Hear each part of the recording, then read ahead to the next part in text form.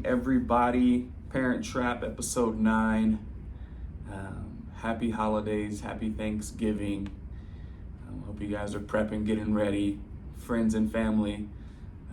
Hopefully it's going to be a good time for you this year. So today we're just going to jump back in like we normally do.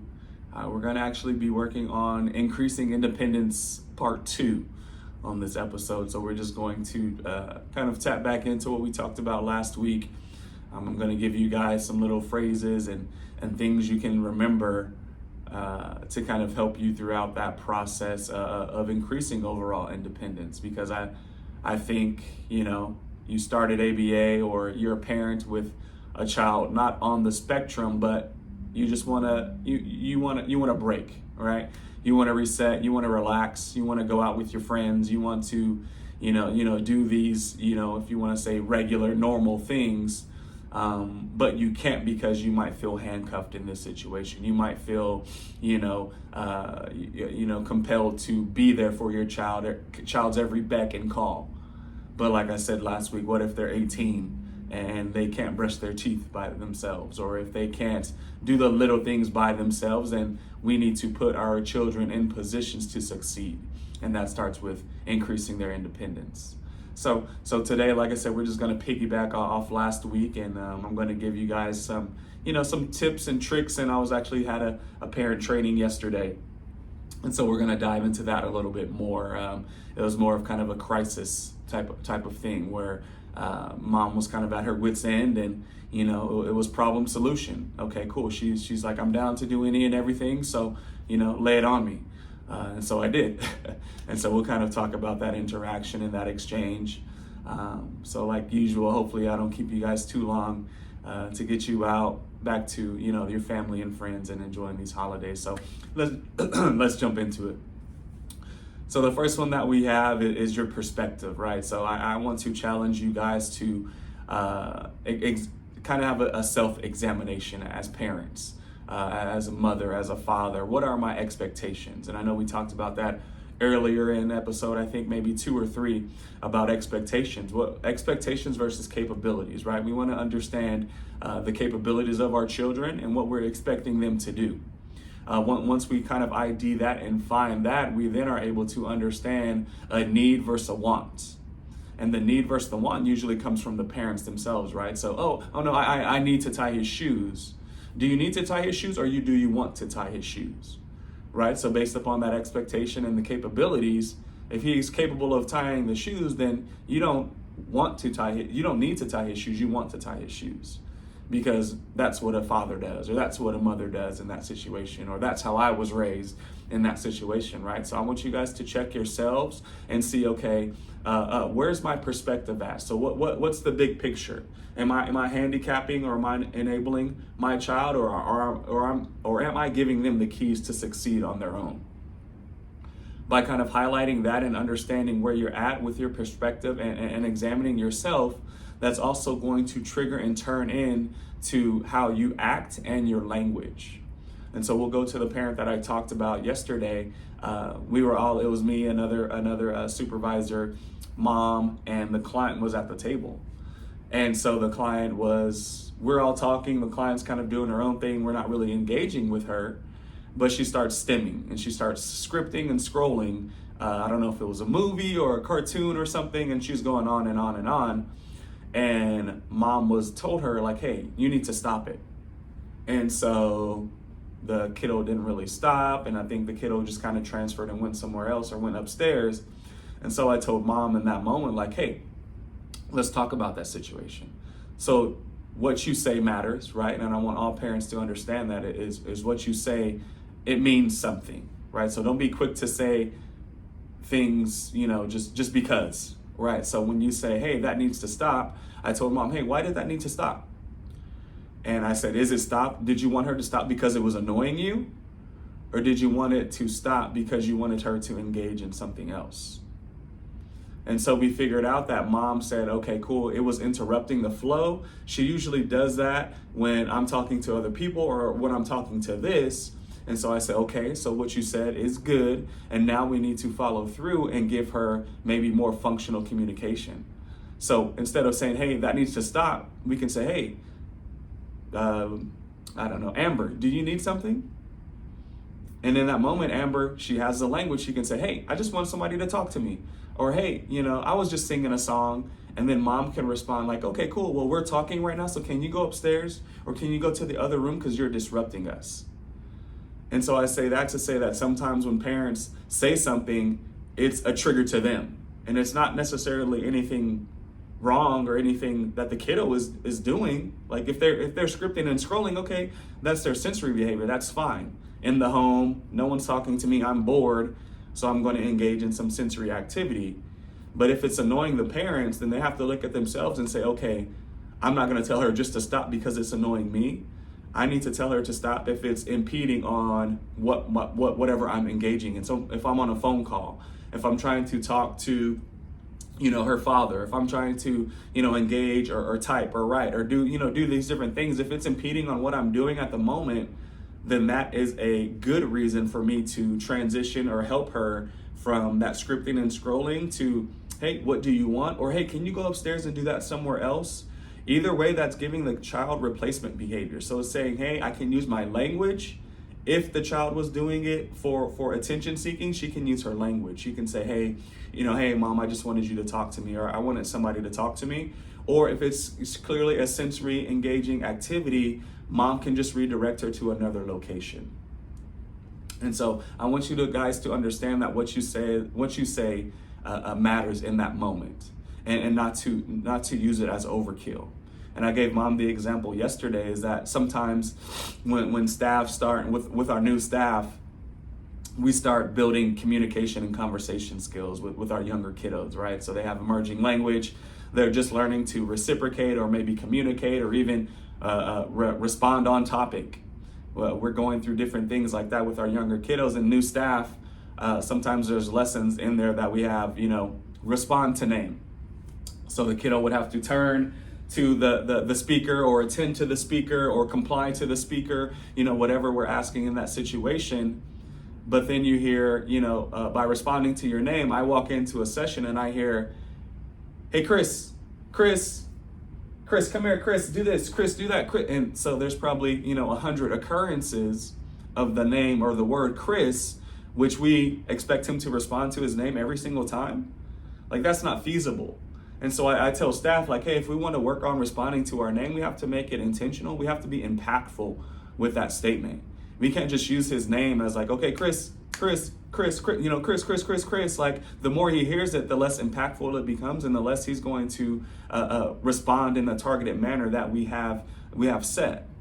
So if I say, Chris, come here, or hey, buddy, come here. Hey, let's do that. Like, getting his attention in different ways by then just saying, hey, Chris, is going to be, when I say his name, is going to be more impactful, and we're more liable to get a response that we want of him attending to us, rather than just beating his name into the ground every single time I want something, I need something, I say something, I'm commenting on something.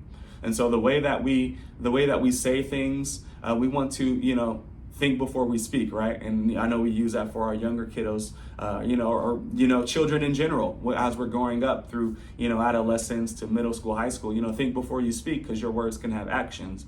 I tell parents the same exact thing. You guys need to think before you speak as well too, because if you're not ready to follow through with what you say, then what you said has no value, right? And I tell my supervisors and staff that as well too. If you say pick this up, like I said, it means pick this up. It doesn't mean do anything else. It means pick it up.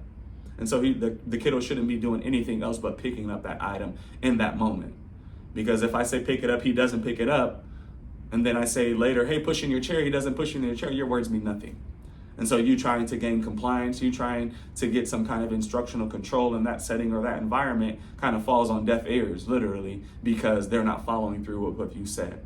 So parents, I need you to be intentional with what you say. Think before you speak, right? Because what you say matters, and we don't want it to get to worst case scenario if we're out in the community, if we're out in the street, and the child thinks they don't have to listen to you. They don't have to listen to authority. They don't have to listen to a police officer in those type of settings, right? So think before you speak. I want you guys to think, is it my trigger that it is bothering me, the behavior, or is there something that I can give to replace that behavior functionally for my child in that situation? Because if it's something that triggers you, then that's your problem. You have to figure that out. You have to use your coping strategies or your methods that we teach to our children. You have to use those. Because if it's annoyance for you, why is it an annoyance for you? Take yourself out of this. Do another, like I said, self-examination and figure out, okay, why is this behavior annoying me? Is my reaction going to alter the behavior in any way? So you want to think about that as well too. So if I respond negatively or positively, how is that going to affect my child's behavior? And so as you guys are mulling through that in those quick, 2 to 3 seconds as a behavior starts, think before you speak, and how is my reaction going to alter that behavior? You guys are going to figure out kind of tactics to utilize in different scenarios.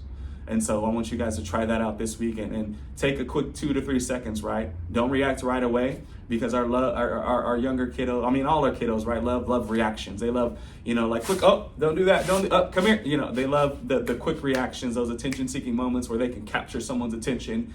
Even if they're doing something good, they look at you for an applause or a thumbs up, right? So very quick reactionary with our children. So I want you guys to take a step back, take 2 to 3 seconds, think before you speak, and then how will my reaction alter my child's behavior in that moment, right? So that's one thing that I talked about with the parents. The next thing is I talked about also, I call it the one and done rule. And so for our older clients who may be less impacted or higher functioning, I tell parents that don't stress yourselves out feeling the need or the want to over communicate with your children. And so for this example, I'll go back to the parent yesterday, and the kiddo was she was 18, so the lady was perseverating on, if I keep doing bad things, Mom, am I going to go to jail, or am I going to do this, or what's going to happen? And as an 18-year-old, if you're out in the community and you're 18, you're an adult, right? So jail is a possibility if some kind of infraction were to happen in that specific setting. So Mom was prepping or preparing, or has prepped her in the past. Hey, once you get 18, I can't control things anymore. It goes on to the police or the system. And so Mom was like, yeah, every day she kind of asked me about, hey, Mom, am I going to jail? If I do this, will I go to jail? Or, this, and this, right? And I asked Mom, like, how exhausted are you? Didn't you answer this like yesterday? Or like the day before? Or the week before? How often does she ask you this? She's like, oh, it's a daily occurrence. I'm like, don't you get tired? And Mom goes, yes. Like, I literally tell her this every single day. And I say, okay, we're going to change that. I want you to focus on, and what I call it is the one and done rule. So I'm going to tell you once, and I'm never going to tell you again. But I'm going to give you the resources after that one time to figure it out yourself. And what does figuring out yourself do? It increases independence. And so I told Mom, hey, idea, just throwing it out there. Next time she asks you, why don't you guys hop on she loves her tablet, she loves the internet. Why don't you guys hop on it and or search for, a jail. Just search for, penalties, crimes, what it looks like, what happens, adults, etc. Because that is going to limit the next day or the week after her asking you again, because you can say, hey, we researched that. We actually printed it out. So, hey, go look at what we printed out. Go look at what we, go search. Go look on a Google search and see what you can find. And of course, there's a wormhole, and worst case scenario, she dives deep into YouTube and prison systems and all this and that, right?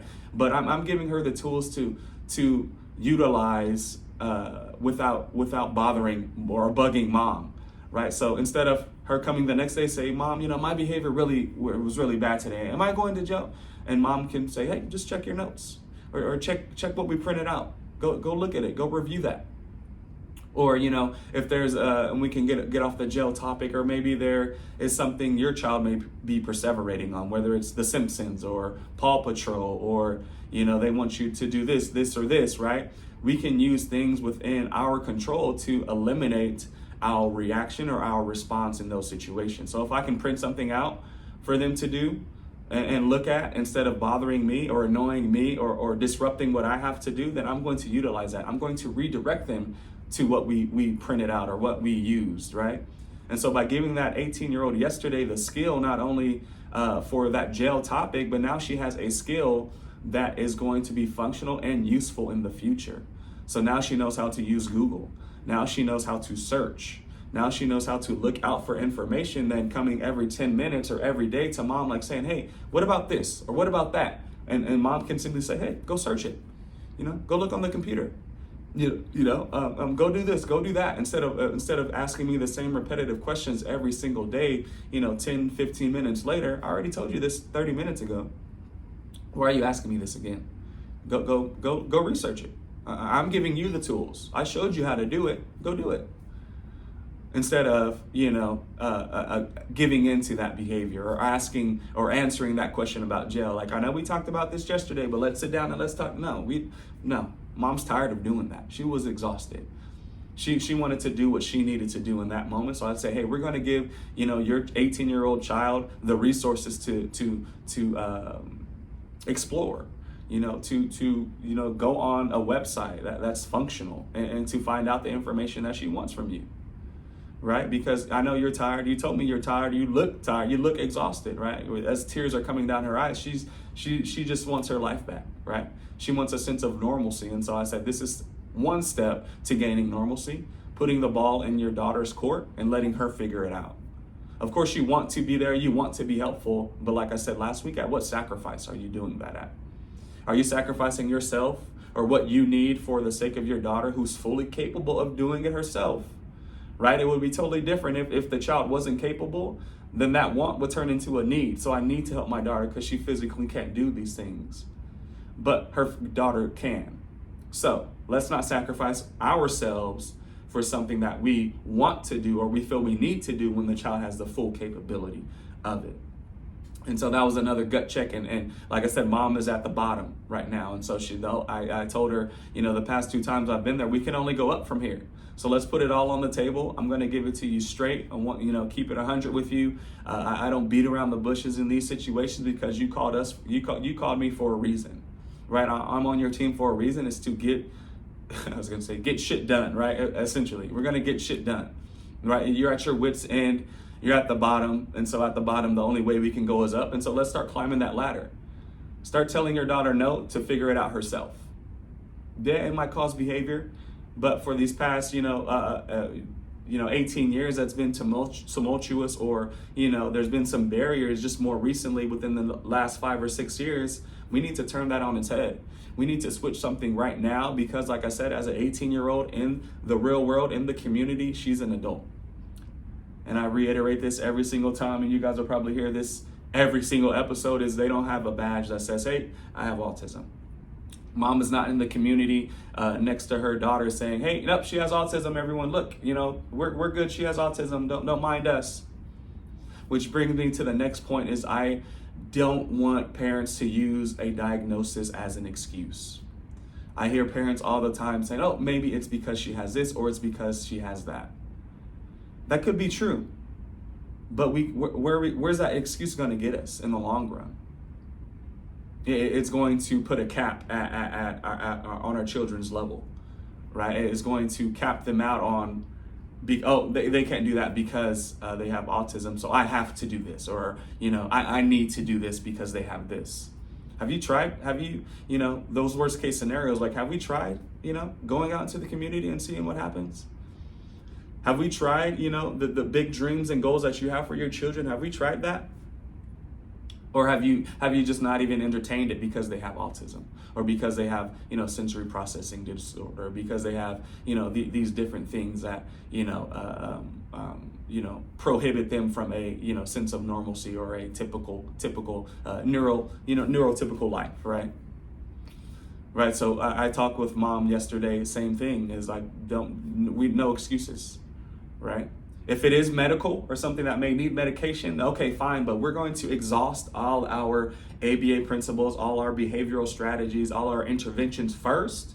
And then we're going to figure out, okay, cool, this needs psychiatric help, or let's talk to the primary care physician in this situation because the reinforcement isn't working, punishment procedures aren't working, nothing else is working in a behavioral lens. So then maybe some medication or maybe some psychiatric or some kind of help like that is necessary.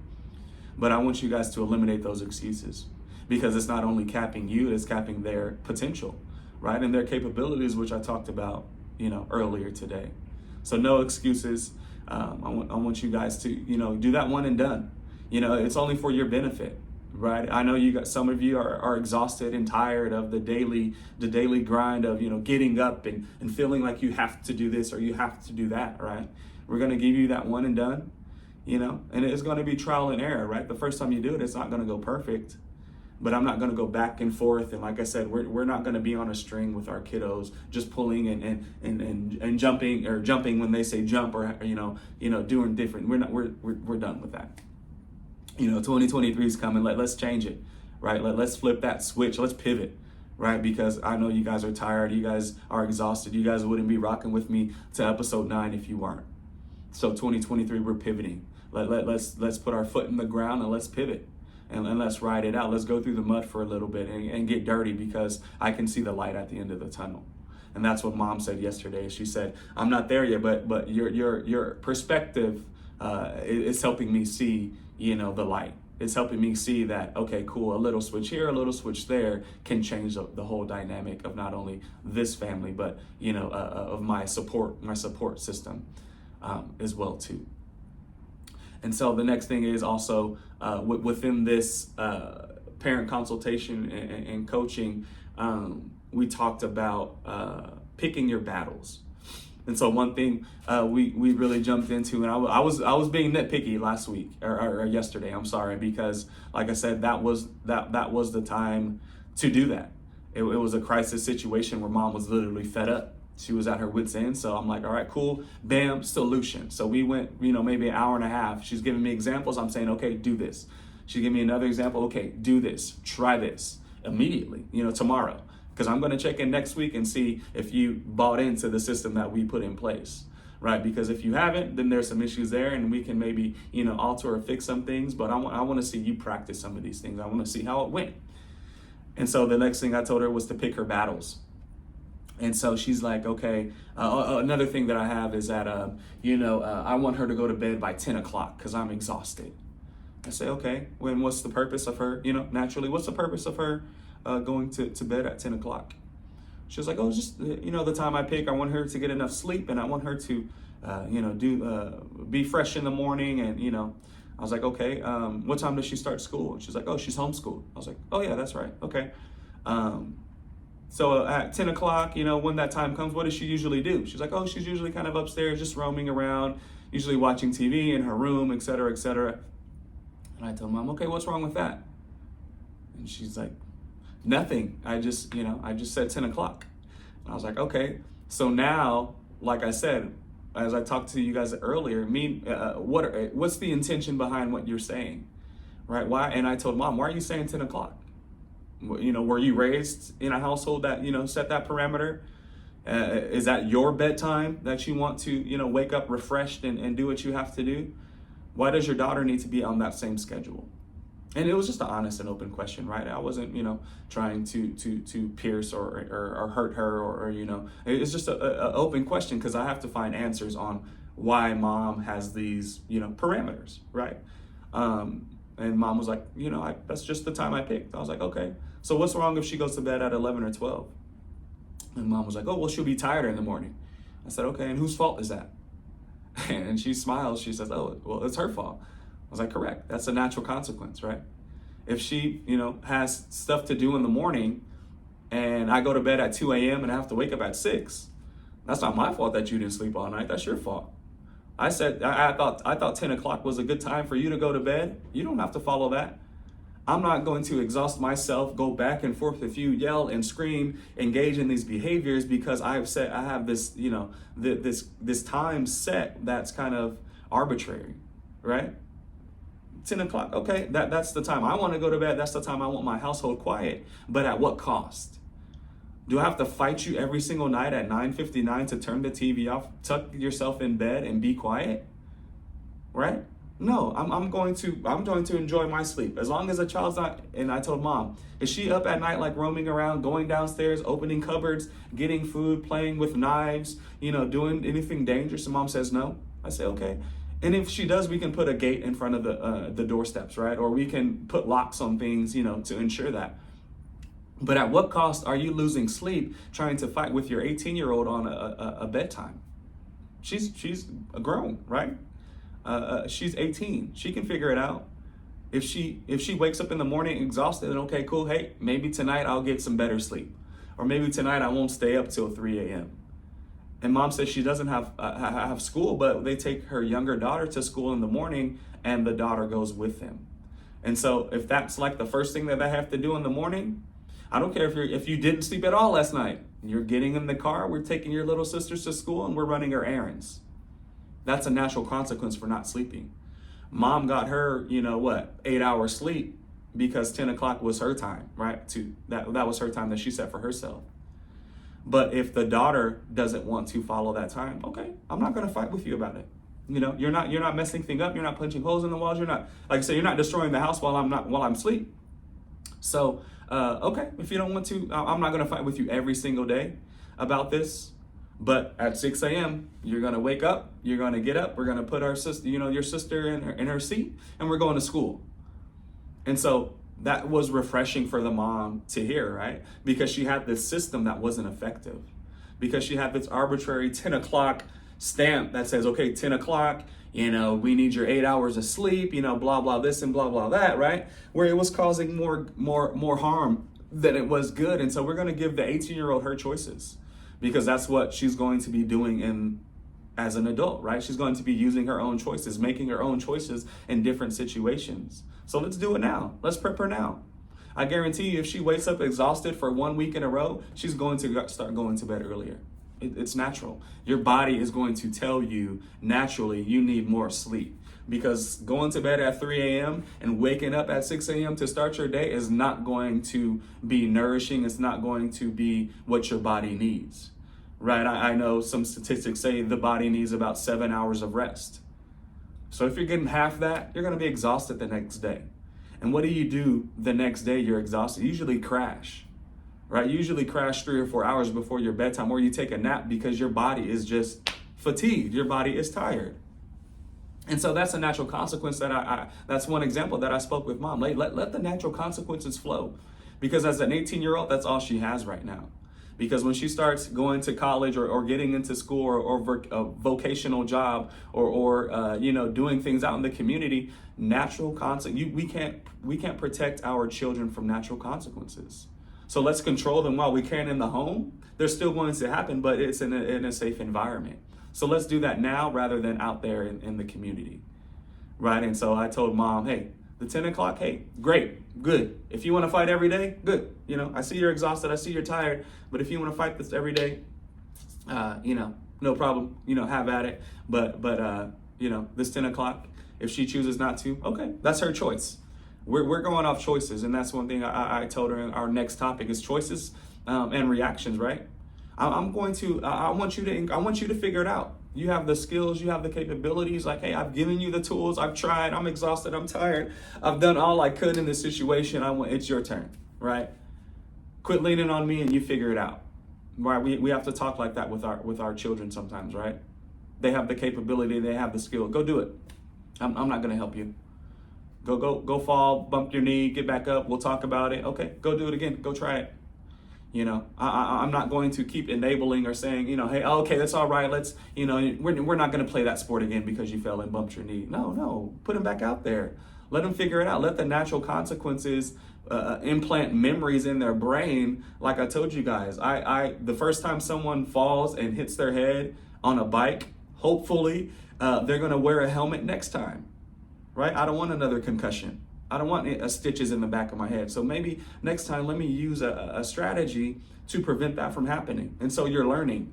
We're not saying, okay, you're never riding a bike again because you got stitches on the back of your head. Let's put the bike away.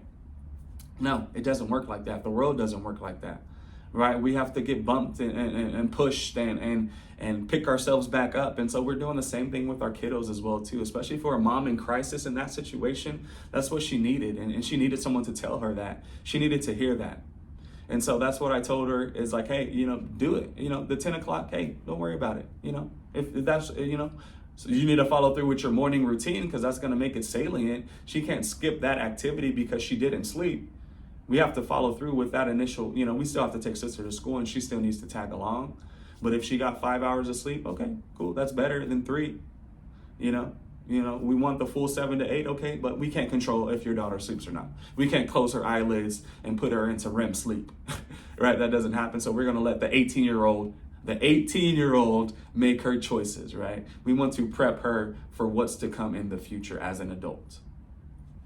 And so I want you guys to kind of take those things that I said today, let the natural consequences, let them play out. Don't be afraid of the natural consequences. Those are our biggest and best learners, right? We learn the most from those situations. Parents also want you to pick your battles, understand, think before you speak, right? And what's the intention behind what I'm saying? And how is my behavior or how is my reaction going to alter that behavior?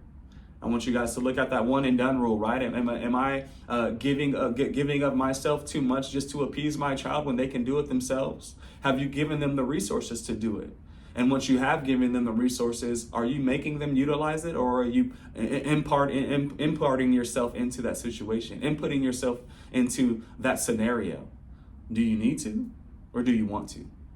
Figure that out for yourselves, because that's going to change the direction of how you're parenting. Right? And I say, like always, it's not for our ASD parents, it's for regular parents as well too. Right? We want our children to succeed. We want to set them up for success. We want them to be completely independent without us. And that's the way, and that's how we do it. That's the way that we give them a sense of confidence, autonomy, as I spoke about last week. We're giving them the tools that they need to succeed in a life that can possibly be without us. Mom mentioned, like, I'm her only support right now. What if I die? She's going into a home. Okay, as a BCBA, that's a true statement. That's factual. So let's get her to where she needs to be, because if mom does pass away suddenly without cause, okay, we want to set the kiddo, the 18-year-old, up for success, no matter the environment, no matter where she goes, because what mom says is a possibility. Mom could get in a car accident tomorrow.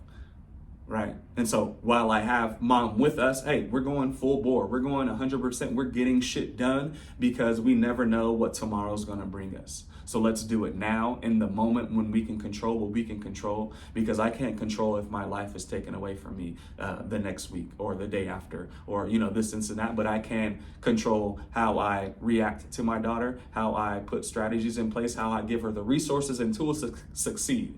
If she uses them or not, that's on her. But I'm giving it to you. As the 18-year-old, I'm giving you the tools that you need. Now it's time for you to figure it out. So that was it. I appreciate you guys. Thank you again. Enjoy your Thanksgiving. Enjoy your holidays coming up. Enjoy the family. Enjoy the friends. Like, comment, share, drop a comment. If you have, experienced any of this, if you want me to talk about, deeper into kind of the parent, coaching that I provide and different things like that, I can definitely, contact you guys on a personal level for, a family that you think might need my services, so tap in. Appreciate you guys as always. Enjoy.